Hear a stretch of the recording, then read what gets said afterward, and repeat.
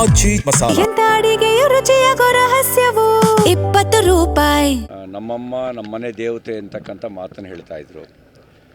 ಬಹುಶಃ ದೇವೇಗೌಡರ ಸಾರ್ವಜನಿಕ ಬದುಕಿಗೆ ಮೆಟ್ಲಾಗಿದ್ದವರು ಮಾತ್ರ ಶ್ರೀ ಚೆನ್ನಮ್ಮನವರು ಅಂತ ಹೇಳಿದ್ರೆ ಅದು ಅತಿಶಯೋಕ್ತಿ ಅಲ್ಲ ಅಂಥೇಳಿ ನಾನಾದರೂ ಭಾವಿಸ್ತೀನಿ. ಸುಮಾರು 72 ವರ್ಷಗಳ ಸುದೀರ್ಘ ಸಂಸಾರದಲ್ಲಿ ಒಂದು ಕಾಲದಲ್ಲಿ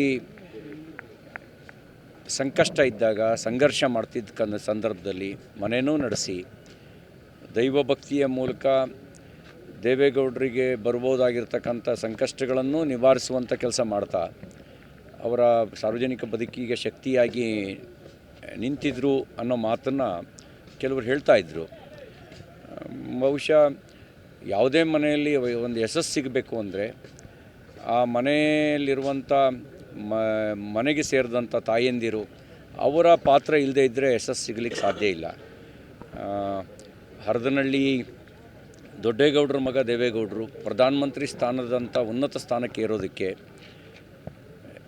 7 ದಶಕಗಳಿಗೂ ಹೆಚ್ಚು ಕಾಲ ಸಾರ್ವಜನಿಕ ಜೀವನದಲ್ಲಿ ಸಕ್ರಿಯವಾಗಿರೋದಕ್ಕೆ ದೊಡ್ಡ ಶಕ್ತಿ ಅಂತಂದರೆ ಚೆನ್ನಮ್ಮನವರು ಅನ್ನೋದು ಖಂಡಿತ ನಾವೆಲ್ಲರೂ ಒಪ್ಬೋದಾಗಿರತಕ್ಕಂಥ ಸಂಗತಿ. ಅವರು ಮನೆಯನ್ನು ನಡೆಸಿ ಬಂದ ಜನತಾದಳದ ಕಾರ್ಯಕರ್ತರಿಗೂ ಕೂಡ ಮಾತೃ ಹೃದಯದಿಂದ ಅವರಿಗೆ ಸ್ಪಂದಿಸಿ ಒಂದು ಈ ಪ್ರತಿ ಕಾರ್ಯಕರ್ತರು ಮನೆಯವರು ಅನ್ನೋ ರೀತಿಯಲ್ಲಿ ಸಂಬಂಧವನ್ನು ಗಟ್ಟಿ ಮಾಡಿದ್ದಾರೆ ಅಂತಕ್ಕಂಥದ್ದನ್ನು ಮಾತನ್ನು ಕೆಲವರು ಹೇಳಿದ್ದು ಸತ್ಯ ಅಂತೇಳಿ ಅನಿಸುತ್ತೆ. ಅಂಥ ಚೆನ್ನಮ್ಮನವರು ವಯೋಸಹಜವಾಗಿ ಇವತ್ತು ನಮ್ಮನ್ನು ಅಗಲಿದ್ದಾರೆ.